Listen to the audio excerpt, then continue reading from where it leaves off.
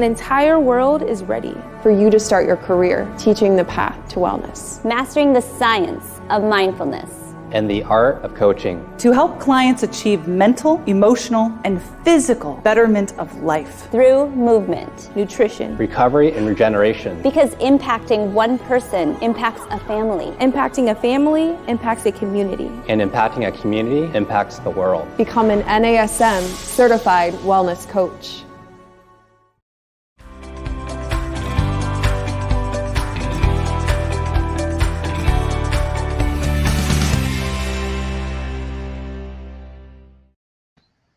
Hello, everyone. Welcome to this week's edition of the Master Instructor Roundtable. I'm Marty Miller, Regional Master Instructor, here with my fellow Regional Master Instructor and dear friend, Miss Wendy Batts. Wendy, how are you doing today?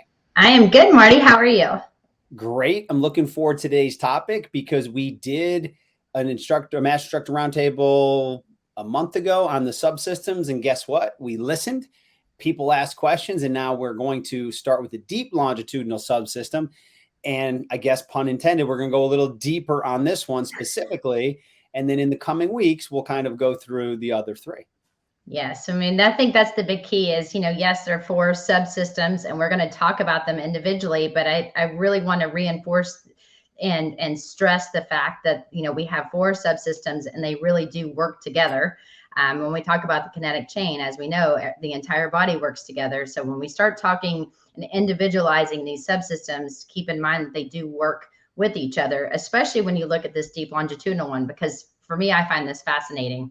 This is probably one of my favorite to learn. There you go. I learned something new already. And I'm glad you said it that way, Wendy, because we always talk about we train movements, not muscles. But even when we train a movement pattern and we may be primarily targeting our movement from, let's say, the deep longitudinal subsystem, that doesn't mean that the lateral subsystem is dormant. Maybe its role is to stabilize, and we'll tie this together as we go. But as Wendy said so eloquently, we're going to talk about the deep longitudinal subsystem and its prime focus and its prime movement patterning and how to train it. But again, we have to tie it in with all the other 3 subsystems.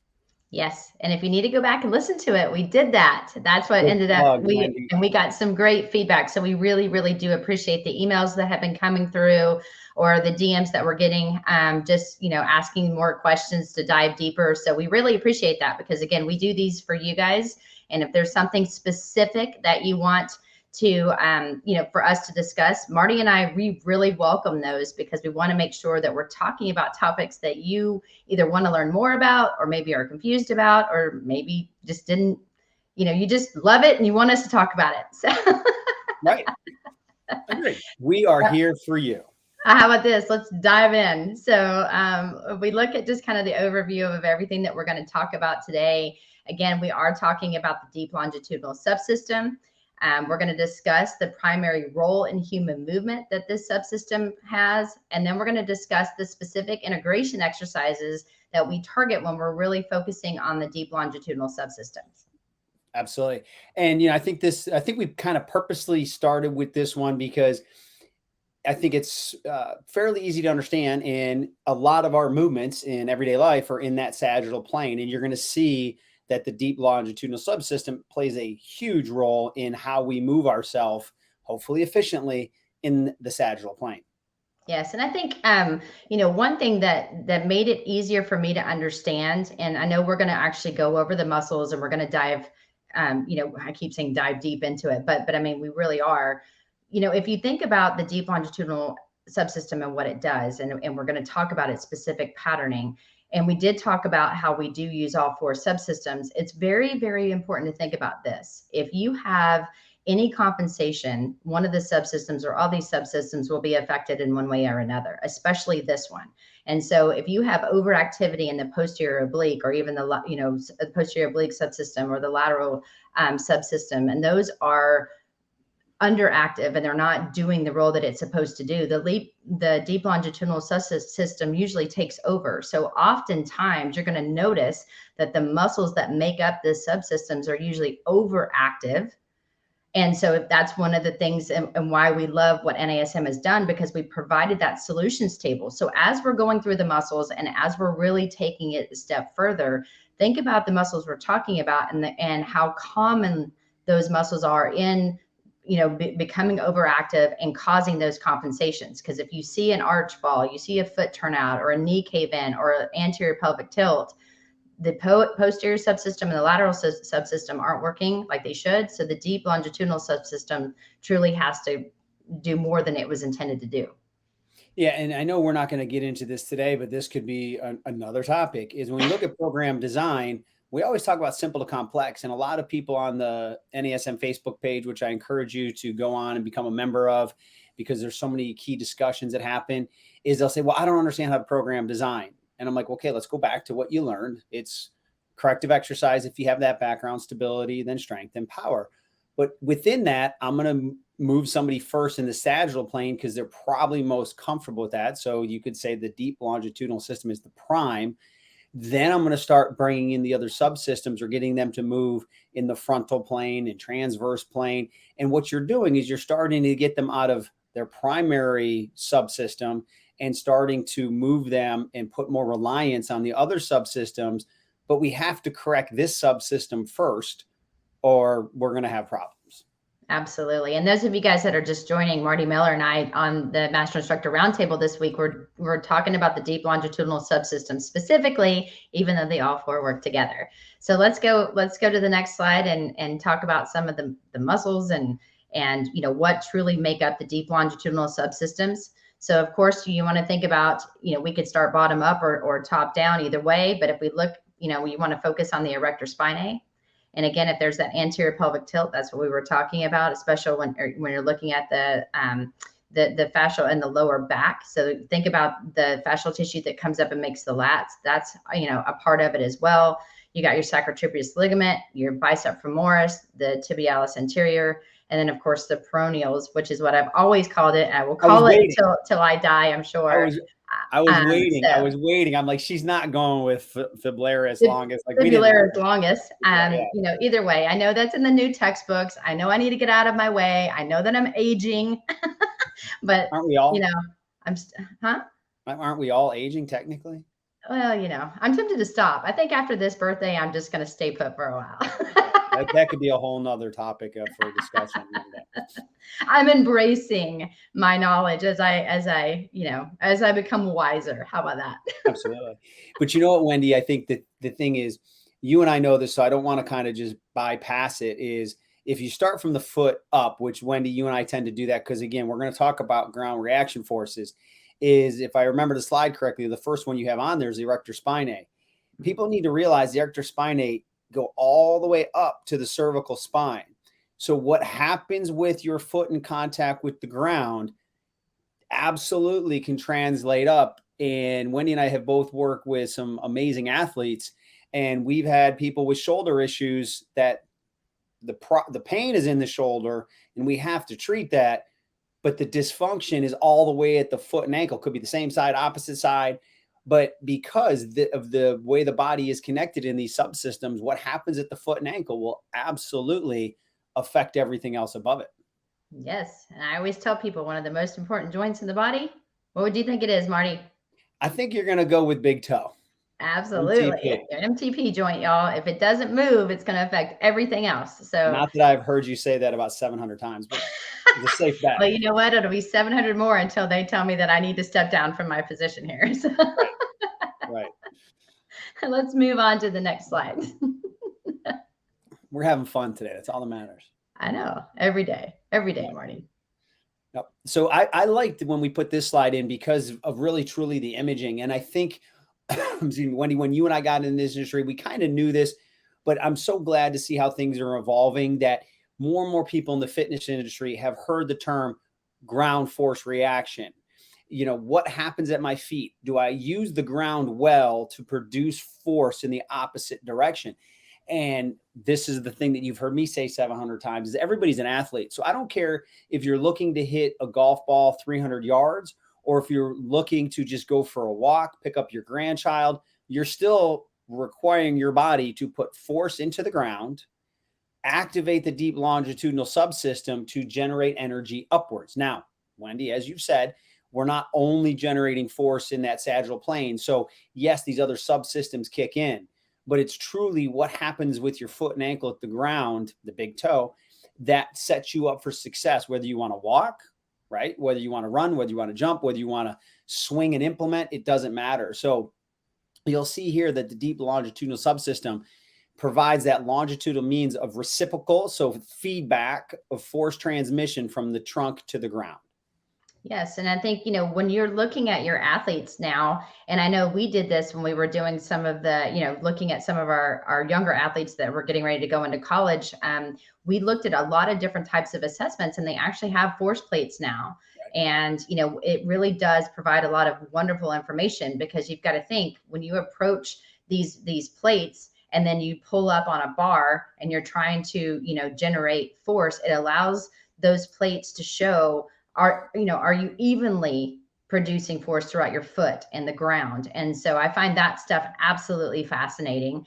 I don't get to do those very often because I don't have the equipment. So anytime I get to see any of those assessments, I run towards it as fast as I can, because the data that you can get tells you a lot about compensations and what's happening on the dominant side versus the non-dominant side. Because as we know, looking at biomechanics and human movement, if we can equal those out, they're going to be able to reduce the chances of injury and produce more power. Well, you and I both know from our mentor, Dr. Mike Clark, is we have to look at sufficient and symmetrical, right? So sufficient is, are you meeting the bar, the minimum requirement to participate in the activity, right? Elite athletes, they're going to have more fill in the blank to be sufficient, but are you symmetrical? And Wendy, you know that there's a particular treadmill that I'm incredibly fond of, because as I'm doing a sled push, I can see what's going on with that ground force reaction, right versus left leg. And that data is key, because sometimes that data will tell me what's going on with this subsystem before the person even sees the issue, right? So, and, I also think that when you look at athletics, and again, I'm still going to talk about how everyone's an athlete, is the strongest athlete doesn't always win. The most powerful athlete generally wins. So we, again, have to move through the entire spectrum of the OPT model. The PES power is not just for your elite athletes. It's for anybody that wants to be more athletic. And if we can do that by training our subsystems and going through the different phases of training, and you can generate more power, you're going to find out that a lot of the power you're trying to generate in the majority of exercises requires your foot to be planted on something, and then you push through. And then that's how your arm, your limb, your tennis racket generates the force that you need. Yeah, and I mean, even if you're not thinking about sports, guys, we need power in general. And so it doesn't matter if you're 8 or 80. I mean, you still need whatever is powerful for you. And that's why, we really focus so much on individualizing our program design and looking at the assessments. And the more data that you get, the more specific you can make those programs. So the better off you're going to be to end up getting those clients to power, like a true power superset phase 5 program. And again, it's not about the age, because we've got your numerical age, and then you've got, your age that you feel like, you act like, and you move like. They're totally different most of the time, because I know my number and the way that I act, they don't usually line up. No, I've seen it. I've seen it. And today, Marty Miller and I on Master Instructor Roundtable are talking about the deep longitudinal subsystem. And so far, we've talked about the areas and parts of the body that make up the deep longitudinal subsystem. We talked about, obviously, the importance of ground reaction forces. So now if we move on to the next slide, we're going to start really kind of digging in a little bit deeper about the primary function. So Marty, you want to take this one? Yeah, I mean, we could have put a lot of different exercises in here. So we want to kind of capture some things that are easiest to see, like have that aha moment.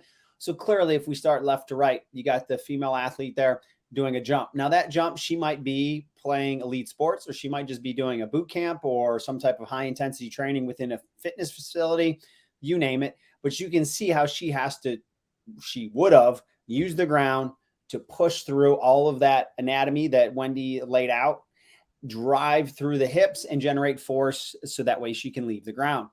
But then you have single leg versions of it as well. When you're running or walking, you're constantly changing left, right, left, right, left, right by activating the deep longitudinal subsystem, and they are doing the reciprocal of each other, right? When one is propelling, the other one be decelerating and vice versa. And then even your certain exercises, whether you're doing a deadlift, whether you're picking up bags of groceries, whether you're picking up your grandchild, you name it, suitcases. Everybody needs to be able to have a hopefully highly functioning deep longitudinal subsystem within their capabilities, and then progress through the model. I have to say, I would say the person on the left looks like she's at the beach. She I don't does. know. Beach Yeah. volleyball is what I'm And I getting don't know about you, but when I run, I sure don't look like the chick in the middle picture. So, or the female. That's how I would like to run, like prance and take photos. Yeah. Oh yes, arms out. Yeah, Right, I mean, right. you know, whatever's working for her. So But she seems clearly, to happy. get that height, she's got to have a pretty good deep longitudinal subsystem. She does. Absolutely. And I know some of my favorite too. I mean, even, you know, one of the exercises that I like to do with this is, you know, back extensions, because again, Right. we've got to think about the muscles that we're trying to activate.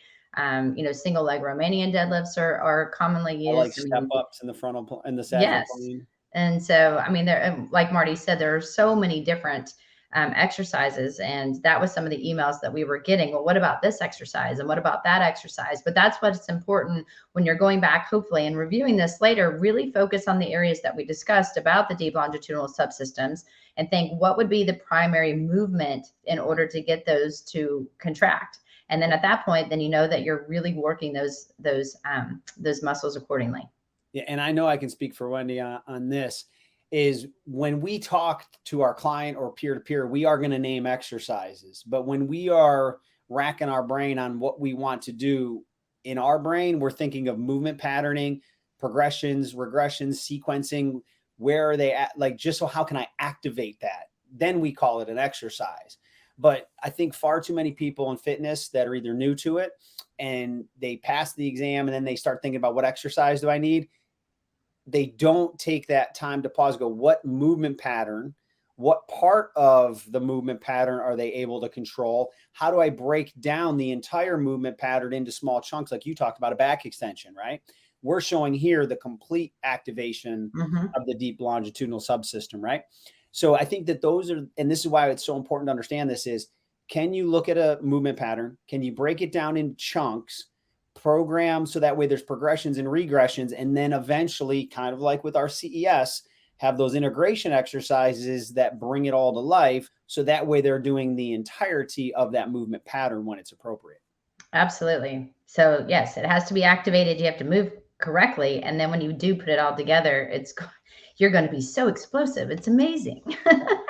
But you know, I think Marty too, you make a good point, and I before we even moved on, I think it's important to really stress that if you're new to this content, it can be a little bit overwhelming. And that's why we try to do these, is to try to simplify what does the book mean and what does all this mean. And so I'm going to have Marty talk about this next slide because he breaks it down very, very well.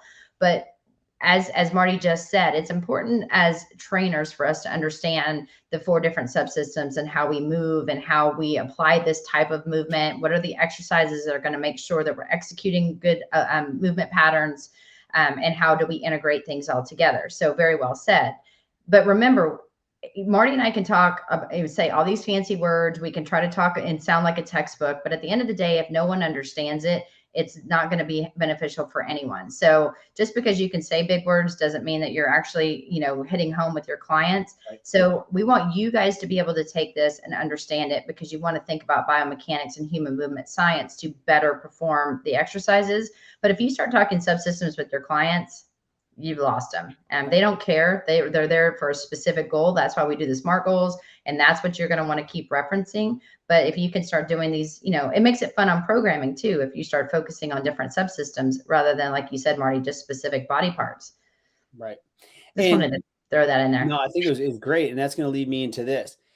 Wendy and I came from a different background. We both had, you know, we both went to school to study this. And, you know, my background coming out was athletic training. So I had to learn all these because I may need to put somebody on a table and isolate where the dysfunction in a joint could be. Wendy had exercise phys and then got into manual therapy. And then she took specializations in neuromuscular therapy. So yeah, this is something that we've always been around. But here's the thing. I had an email from somebody and they were petrified almost on the CS. I said, I don't care if you know the origin, insertion, and nerves. That's nice information to know. It's not necessary information to know right now. The key thing is, can you identify movement dysfunction? That's really, if you identify movement dysfunction, you're doing this right here. if you know how to program and create sound exercises in the phases of training and the form and technique is ideal, you're fixing this. So that's the beauty of it. This is the nice to know information, not the need to know information. I encourage you to get more into your anatomy because then you can really program even more specifically.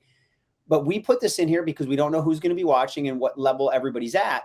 But please don't think you have to be able to name all this.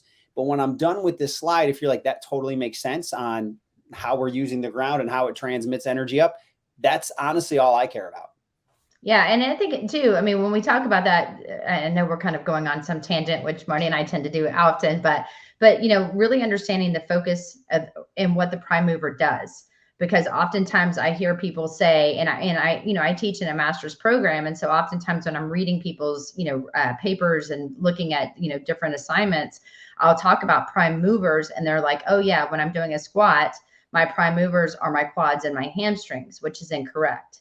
Right. And so you want to think about, when you're thinking about what the exercise does, you want to think about when you're in, contracting a muscle, what muscle are you trying to focus on? So if you're thinking about a squat or running or any of these types of exercises that we're going to talk about, it would be the quads and the glutes. And so it's just hard for people sometimes when you're really trying to break something down. Now your synergists are your hamstrings and your erectors. So yes, do they play a part? Yes. And why? Usually because hip flexors are too tight and glutes don't fire right. So, one of the things that's why it's important not to necessarily identify origin and insertion, to your point, Marty. That's the things that you want to work on as you grow in our industry. But if you don't know the prime movers of, in an exercise, then are you truly, designing the best program to your ability? And that I would say you're not. Right. So no, I think very important. That's awesome advice. Again, don't worry about these type of things, but as you said, if you know exactly what exercises or muscles you're activating, then this becomes much easier. So I'll go through the slide real quick, Wendy. It's wordy, it looks complicated, but really it is very simple. So when we do the live workshops, when I get into this type of content, I know you've probably seen me do this. First thing I do is I have everybody stand up and I say, okay, I'm going to give you one rule. I want you to stand up and I want you to keep your knees as straight as possible. You're not allowed to bend your knees, but I want you to jump as high as you can. And what's the first thing everyone wants to do is they want to lower themselves. They want to bend their knees so they can absorb energy to push in the opposite direction. That's called the stretch reflex. So now if you look at this individual, if they want to run, they have to put their foot into the ground. That firmness of the ground allows them to stretch their muscles and then propel themselves, and then they're going to run. So imagine running on a standard track versus a trampoline, right? If I put my foot in the ground on the trampoline, there's going to be less ground force reaction. I'm not going to be as efficient running. I might be bouncy because it's going to propel me, but I think people understand what we're talking about here. So if we start at the bottom with this individual, she's planted her foot with her right foot on the ground. And from there, there's force being transmitted. So now if we look at that, of what's being transmitted, you've got the long head of the bicep, which is your major hamstring muscle. It attaches into something called the Sacrotuberous Ligament, which is just, again, something that's in the posterior portion of your pelvis, and it attaches. So it allows the hamstring to activate on the pelvis.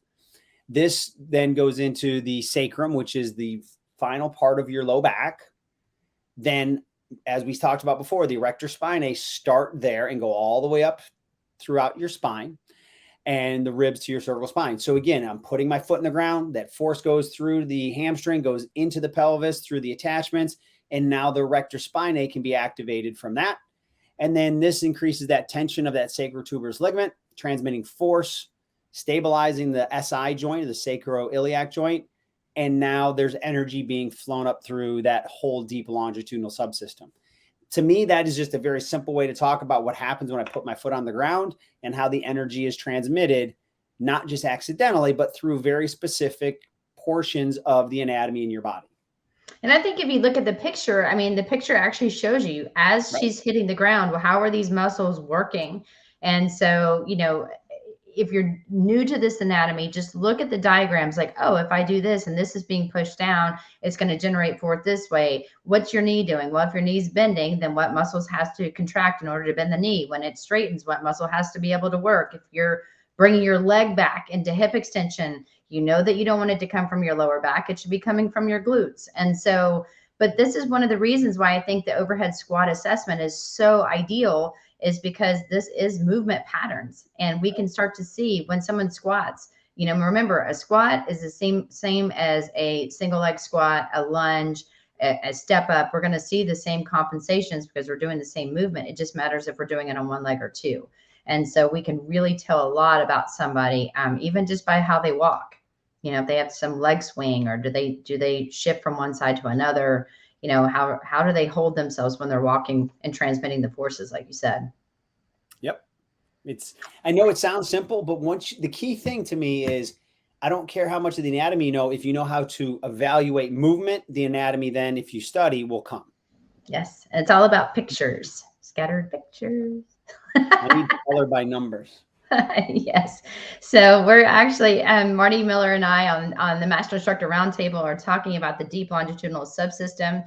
Marty just talked about seriously what happens once you plant your foot into the ground and how everything starts to absorb the force and transmits the force in order to get certain muscles to activate, while others should be relaxing in order to get proper movement patterns done, specifically in this subsystem. And, you know, Marty, you want to kind of continue on, because I know this was kind of like a continuation of that slide. Yeah. So I think the key thing here is then when you move forward, the transfer of force is apparent during normal gait. And again, whether it's walking or running, that's the sequence of what's happening. So as we see here in the next second dot down, before our heel strike, so that'll be as I'm coming through that gait cycle before my foot hits the ground, the bicep femoris, that major hamstring muscle, activates to eccentrically, or eccentric is the deceleration. It's the braking mechanism within our muscles, hip flexion and knee extension. So Wendy did a great job talking about this individual's left leg, what's bringing it back into extension. So as she comes through that cycle and starts to get that foot out in front of her, right, her hip flexor has to activate to swing through. Her quad would start to activate to extend the knee, but the reciprocal is the hamstring now has to decelerate the extension, so that way she doesn't overextend her knee. So everything's just a constant flow of on, off, or instead of off, concentric, eccentric, concentric, eccentric. So then you'll see here, the anterior tib activates to dorsiflex the foot. So as I come through, my foot has to come up so I don't hit my toe against the ground, right? And I can bring my toe into dorsiflexion, which we know a lot of people are weak in. And then just after heel strike, boom, the anterior tib has to switch roles, and now it decelerates my foot before I slap into the ground, lowering the foot as that bicep femoris now takes on that next part of its engagement. So one of the things here that I'll always see is when I was in my facilities, I would hear people like walking too fast, and I could hear that, and I could go up and say, let me show you an exercise. Because what that audible sound was telling me of their foot drop or slapping is they wanted to run and they couldn't eccentrically control that motion. And inevitably they have shin splints or anterior knee pain, maybe low back pain, because we just showed you how that force is going to be transmitted all the way up to the cervical spine from the deep longitudinal subsystem, whether it's working appropriately or inappropriately. So that's where, again, knowing these motions, you can say, hey, you know what? I heard when you were running, I heard that sound. Maybe it's on one foot versus the other.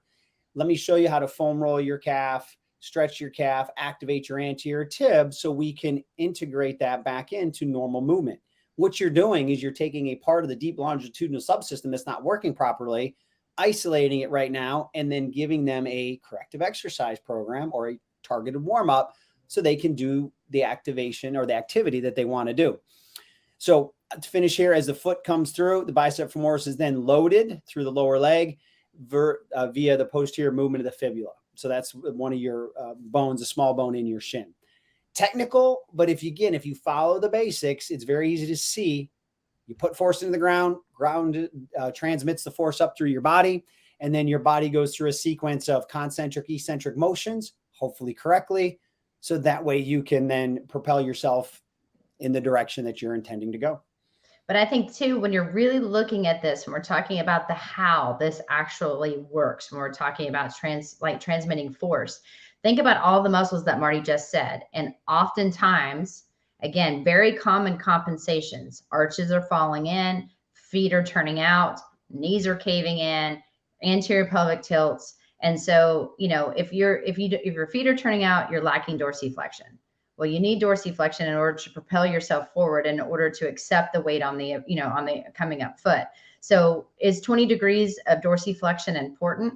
That's ideal, but you definitely need 10 or more in order to try to, walk correctly. So, one of the things that we really try to focus on, and I know that we talk so much about assessments, but if we know that this subsystem tends to be the overactive one because of the flaws in some of the other ones with weaker muscles based on common compensations, then if we can really start to focus on just these muscles alone, making sure they've got good length tension relationship, so meaning that they're in the proper length from joint to joint or end to end, and it's contracting and relaxing appropriately, then you're going to have a better outcome, and you're going to be able to run and not hear those sounds. Because as Marty said, if you're running, you're walking, or you're jumping, and that's one of the things. Think about phase one. We hold that landing because we're trying to teach proper landing mechanics. If you're not able to absorb the force, then you're definitely not going to be able to be as explosive as you want to be as you start lifting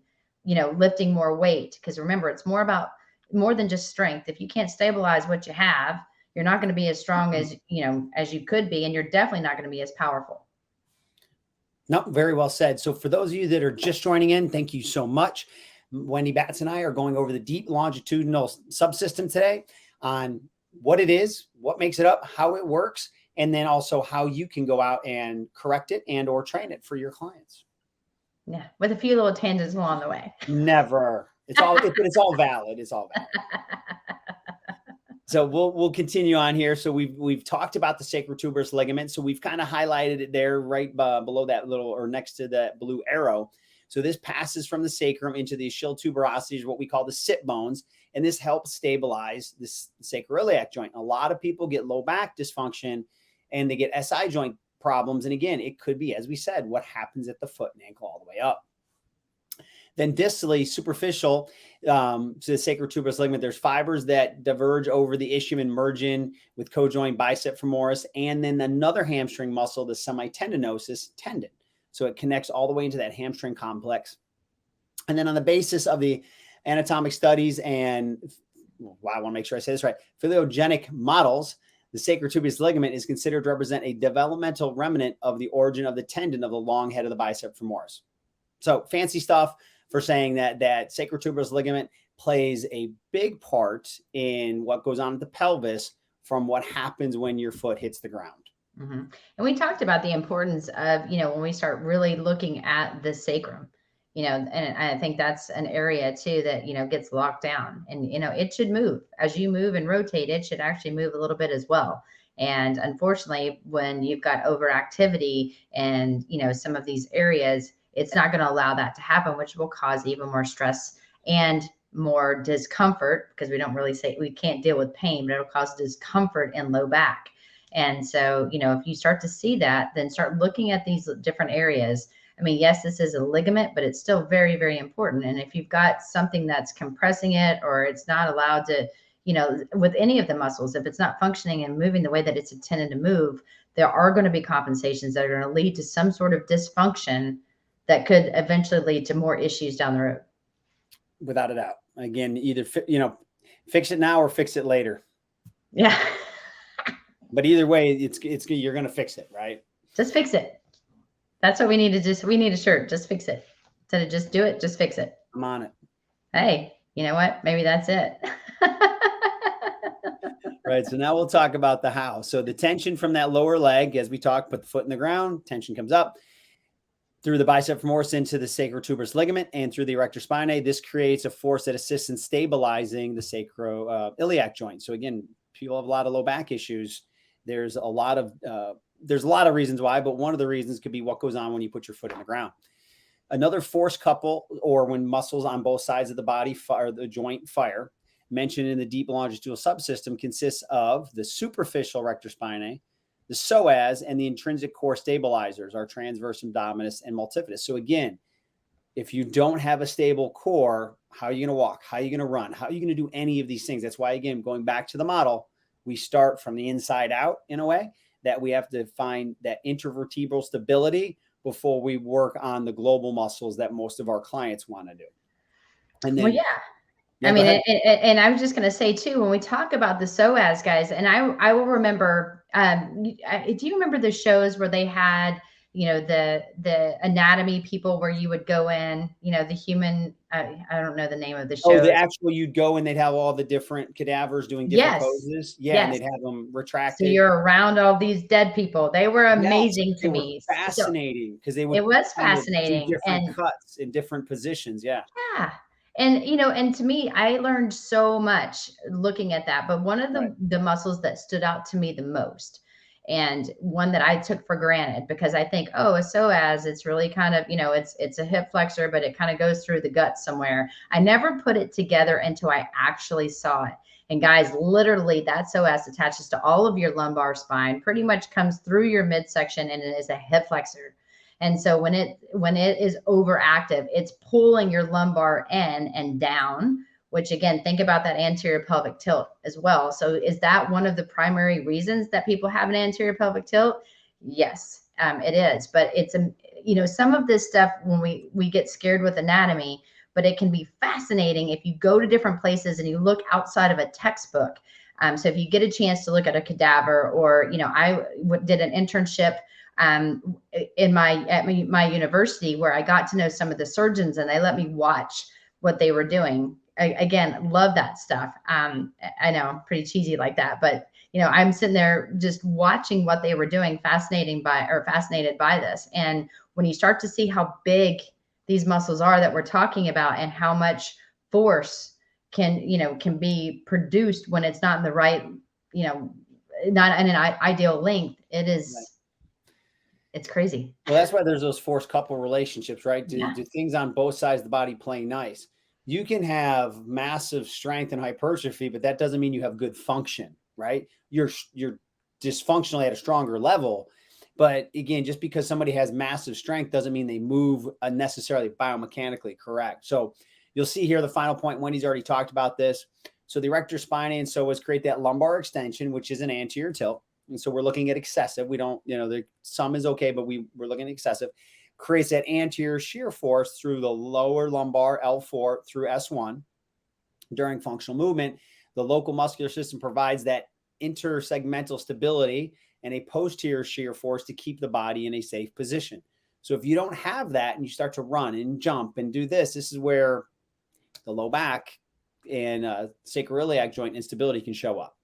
Yeah. And I mean, one of the main purposes why we train the core like we do, as Marty talked about, the local muscular system, or you guys have heard me talk about intervertebral stability. Those are the very small muscles that actually go from vertebrae to vertebrae. So your planks, your bird dog, your bridges, anything that does not move the spine, but teaches you how to draw in, you know, squeeze your glutes, even, you know, hollowing out, or, you know, they'll talk about bracing, anything of that nature to help those muscles contract first.